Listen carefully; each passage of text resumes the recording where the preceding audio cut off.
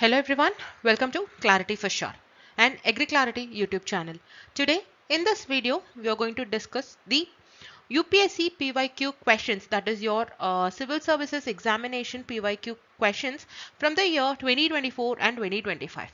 This lecture is based on the questions that were asked in the UPSC CSC examination from your agriculture and related fields. Okay, so this video becomes very important. Why? Because we have seen the pattern for last 3-4 years that UPSC is focusing more on the core agriculture. That means it is testing about the basics of agriculture majorly. Okay, so for this reason this video becomes very important. This will also help you to strategize your preparation for your upcoming UPSC CSE 2026 examination. Why? Because see, every year around 5 to 6 questions have been asked related to the agriculture and questions related to agriculture, be it environment, infused agriculture, everything. So thus this 5 to 6 questions play a major role for you clearing your prelims examination. Okay, so that is why this video becomes very important. Okay, so without any further delay, let's get started. Now the first question for the day is related to: consider the following statements. India does not import apple from the United States of America. See, it is a very extreme statement. We all know that India have been exporting,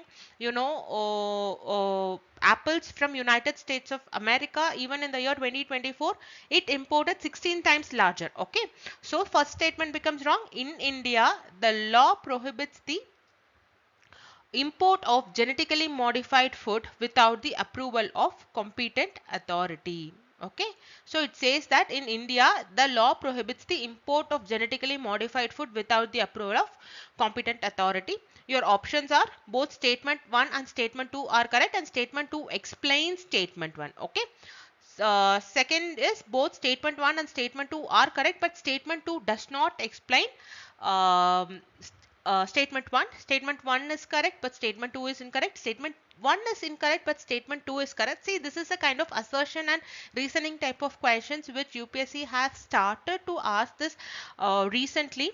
Okay, with it's like they have been asking this in before years, but for the past 10 years these questions were not there, but now UPSC has started this trend also. So you have to make sure that you are aware, or you are in a position to match both the statements. Okay, now coming to this particular question, the answer for this question is option number D, that is statement 1 is incorrect but statement 2 is correct. So let us see how statement 2 becomes correct. Okay, as per the import policy of genetically modified food and living modified foods, import of GM food requires prior approval. This is an important point. Prior approval from the genetic engineering approval committee constituted by the Ministry of Environment, Forest and Climate Change. Import of foods also regulated under the FSSAI Act of 2006. So in Indian customs can clear these food products including the GM foods only after necessary approval or no objection certificate from the FSSAI. This is an important point. It is not by your GEAC, rather it is by the approval that to be given by the regulated body related to food safety, that is your Food Safety and Standards Authority of India. Okay, so these are all the concepts which you have to be very clear. Rather than the question, if they have given that genetic engineering approval committee's approval required for the import of food, the statement becomes incorrect. Okay, now moving to question number 2. Which of the following countries are well known as the two largest cacao producers in the world? It is talking about the cocoa production. Your options are Algeria and Morocco, Botswana and Namibia, Cote d'Ivoire and Ghana, Madagascar and Mozambique. The answer for this particular question is option C, Cote d'Ivoire and Ghana. Okay, now let us see what a cocoa is. See, cocoa is nothing but it is a bean, where the main ingredient of this bean is chocolate, from where the chocolate or chocolate kind of things are being produced. Okay, it is native to Americas, Okay, and early South American cultures valued this crop a lot. The word cacao comes from the word called cacao. Okay, cacao. Okay, these trees grow best in tropical zones near the equator. Okay, so this is very important. So based on this, you would easily able to eliminate the options for this particular questions, because if you are aware what countries are on the tropical side, temperate side, and on the equator side, you will be able to understand this question. And about 70% of the world cacao comes from the four West African nations: Ivory Coast, Ghana, Nigeria, and Cameroon. This is an important point, and from agriculture point of view also, this is a very important plantation crop, which you will be studying for your Nabard grade A examination, also related to the plantation crops. Okay, plantation crops becomes very important. What is a plantation crop? It is a crop that is being cultivated extensively. Mostly it is for the export or profit purposes. Okay, these are all the plantation crops. Okay, so coming to the more mechanization is involved in the plantation crops. Okay, so cacao is very important, and this cacao, the nature of the plant, the region in which this cacao or cocoa are planted becomes very important. Okay, see, this will help you in other exams related to agriculture also. Okay, and question number 3, the organism cicada, froghopper, and pond staker are. This is a very basic question. These are all insects. Okay, so these are all some of the insects that have been that were in news recently. So I have taken this question and put it in the agriculture part. Okay. Next comes, which one of the following is the current description of 100 million farmers? This is a question directly from your current affairs. The answer for this question is option A. It is actually a platform for accelerating the transition towards food and water system that are net zero carbon in nature, positive, and that aims to increase the farmer resilience. Okay.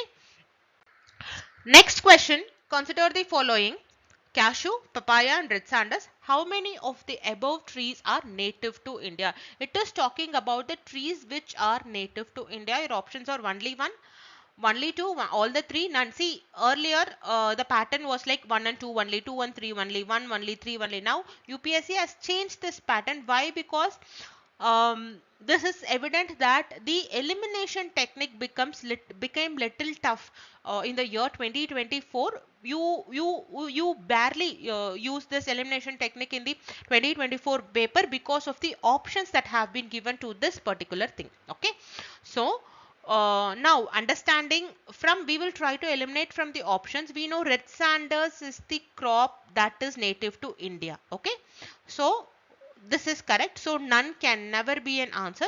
When you think about cashew and papaya, you would be knowing that if you have been reading the plantation crops for your agriculture or some exams related to that, we all know that cashew and papaya are not indigenous to India. Okay, so eliminating option 1, option B, and option C, your answer is option number A, only one.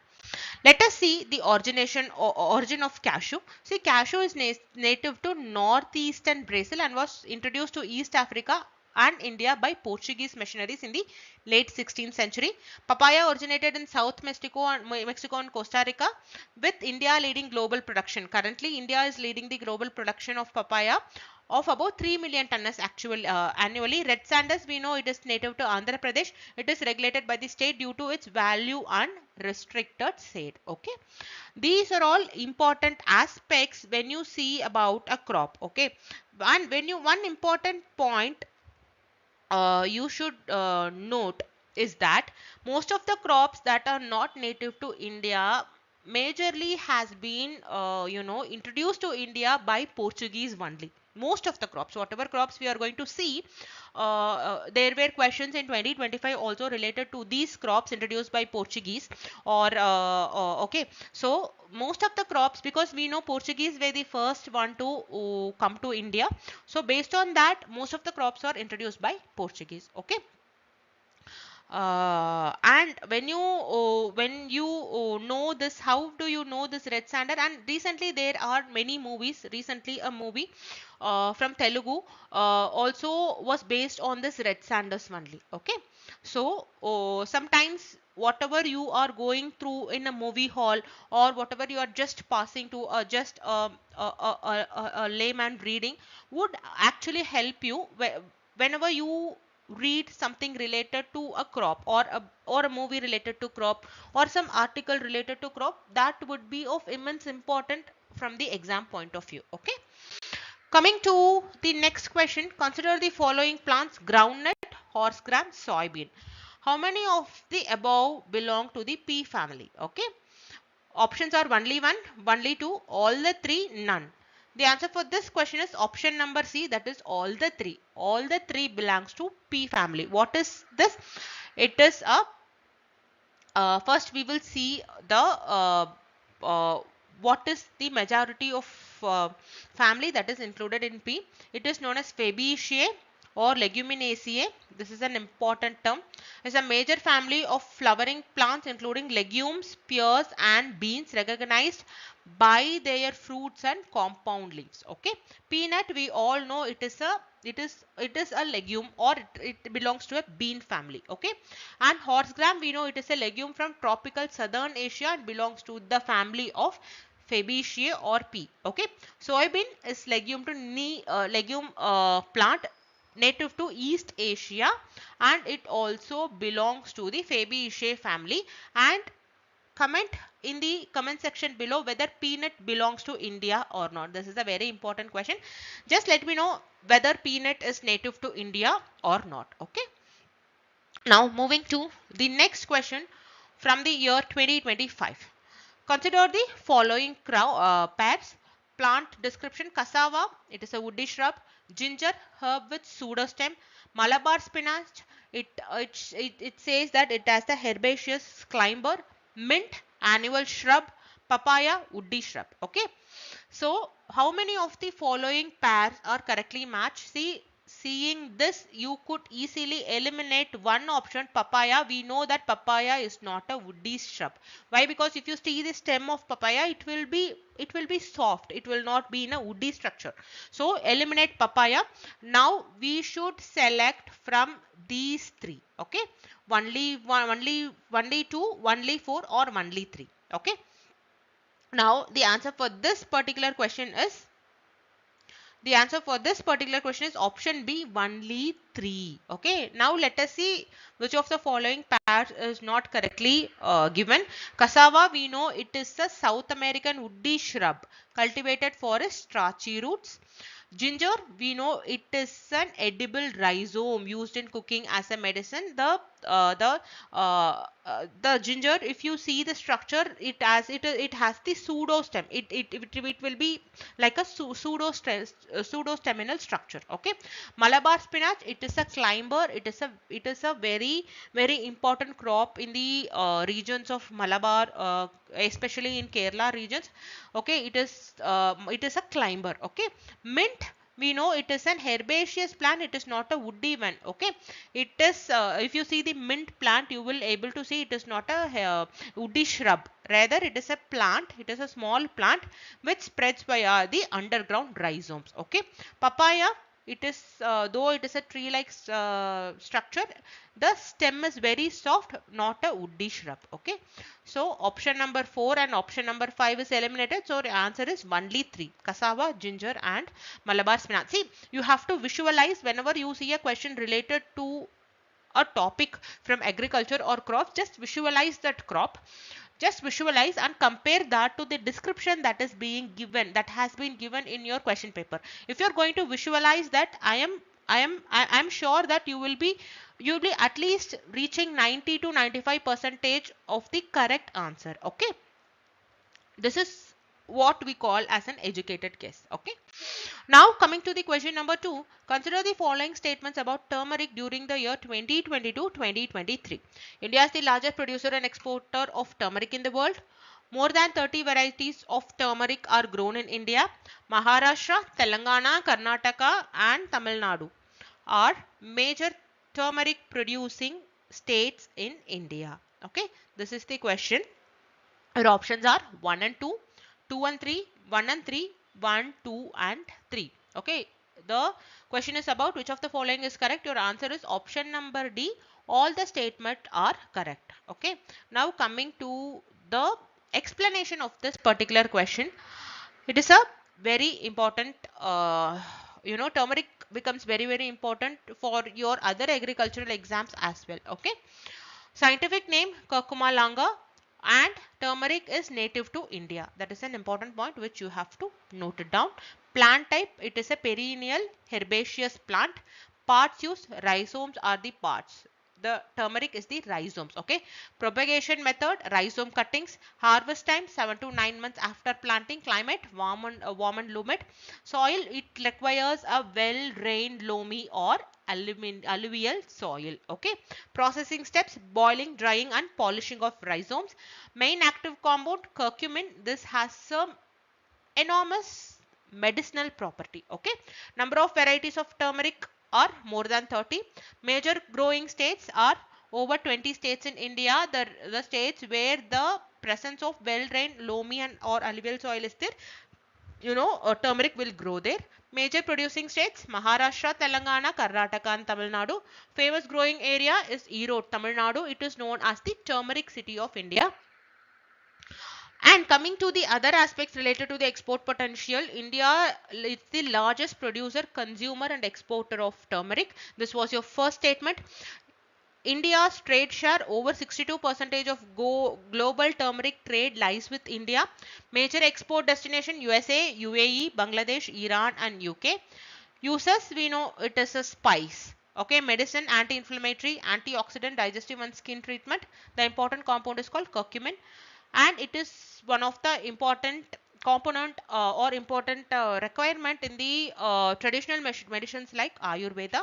GI tag regions are Erode in Tamil Nadu and Lakadong in Meghalaya. Emerging trends: organic farming and rising global demand for natural turmeric. Okay, so see, the basic information related to turmeric have been put into question, and if you have been following the lecture till now, you would see a pattern that the basic questions were asked from the agriculture. It is not something related to some kind of a concept question or some types of some type of question that are little tough to decode.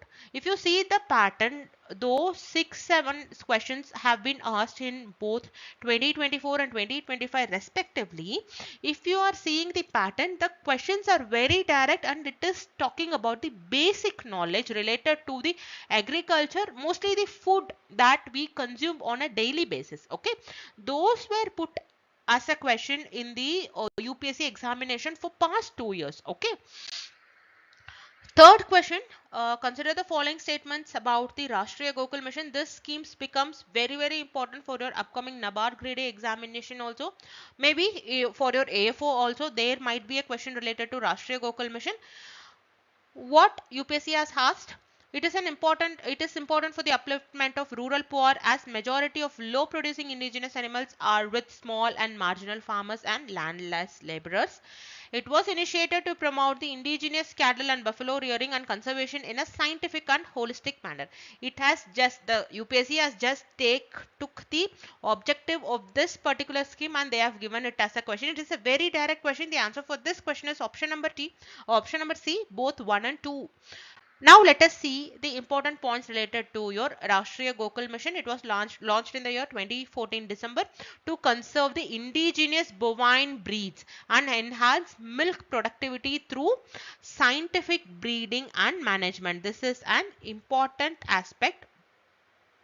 Okay, and coming to the fund allocation, recently the Union Cabinet for financial year 2021 to 2022 to 2025-2026 has given the additional layout of 1000 crores. Okay, And earlier it was 2400 crores. Now with this addition of 1000 crores, the budget allocation for this particular scheme is 3400 crores. Under this revision, what are the important aspect? 30 heifer rearing centers will be established with 35% of cost assistance and 3% of interest subvention on loans for purchasing the high genetic merit of IVF heifers, aiming to encourage the adoption of high yielding breeds. Okay, it is mostly focused on the high yielding milk variety breeds. Okay, and these are all some of the important data related to the milk production, which you can use in your mains answer as well whenever there is a question related to anything related to agriculture or allied sectors. And one important thing is gav chip and mahish chip. This is an important aspect because these are all the genomic chips were indigenously developed to boost the breed development. Okay, what are included in your Rashtriya Gokul Mission? Gokul Grams, Centers of Excellence, and He Pashu Heart, platform for germplasm trade, Pashu Sanjeevini Wellness Program, award scheme like Sveno Gopal Ratna and Kamdenu Awards, incentivize best practices in the indigenous breed management. Keyword here is this Rashtriya Gokul Mission focuses to conserve the indigenous bovine breeds. Okay. Coming to the next question, consider the following fruits: papaya, pineapple, and guava. See, this papaya was in the news, was in the question in your 2024 also. How many of the above were introduced in India by the Portuguese in the 16th and 17th century? As I was telling you earlier, most of the crops that have been introduced in India, which are not native to India, to be specific, have been introduced by Portuguese only. Okay. Papaya, pineapple, and guava. You might get confused that guava can be a native species. No, guava is also not a native species of India. The answer for this question is option 3, option C, all the three. Now we know European discovery of America. This is just a history, spread of American crops. The Portuguese, as the earliest Europeans in India, introduced several American crops and fruits. Some of the crops are maize, sweet potato, capsicum, and fruits such as pineapple, papaya, sapodilla, and guava were introduced by the Portuguese from the Americans. Okay, pineapple native to America, it was introduced to India by Brazil. Okay, from Brazil by the Portuguese. Okay, papaya also came to India via Philippines and the Malacca Strait. Okay, and guava, it is also native to Central America and it has been introduced by Portuguese trader in India in the early 17th century. Okay, whenever you are going to see a question related to the crops that have been in your examination, just try to understand the fact that most of the crops which are in India have been introduced by the Portuguese. Okay, most of them are either will be from Central America because they discovered America, so they had more opportunity to explore the country, and they were able to bring in more crops. Okay, so these are all the important points which you have to note it down. Okay, please take a note of this. So there can be a question, there might be a question in 2026 or in your Nabard or AFO or some exams related to agriculture, which would be very important on these lines of the crops which are not native to India, right?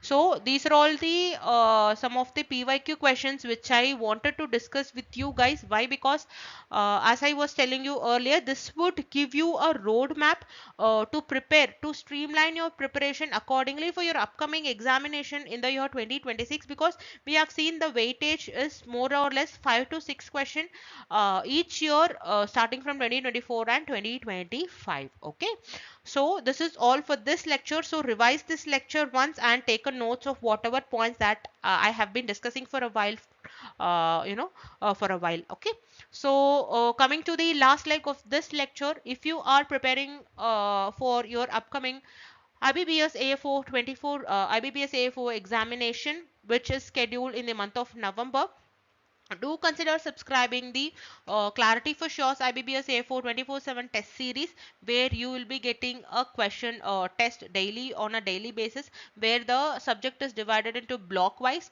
Multi-level questions, easy, medium and difficult are given. Time-based QRE practice questions are also given for your phase 1 examination, and we have a weekly full length test. Till now we have completed 23 tests of the full length test. Detailed explanation for that test will also be given, and every Saturday we are giving questions related to current affairs related to agriculture, so that we are leaving no stone unturned for your success for your upcoming IBBS A4 24 IBBS A4 2025 examination. Okay, the link of the test series will be given in the description box, so do see the test series. And if you are looking for an affordable test series, do consider joining Clarity for Sure's IBBS A4 24/7 test series. Okay, so this is all for this lecture, and this is all for today. I hope you enjoy the lecture well. If you have any doubts related to the points which we have been discussing in this lecture, feel free to let me know in the comment section. Thank you so much for watching this video. All the very best. Have a great day.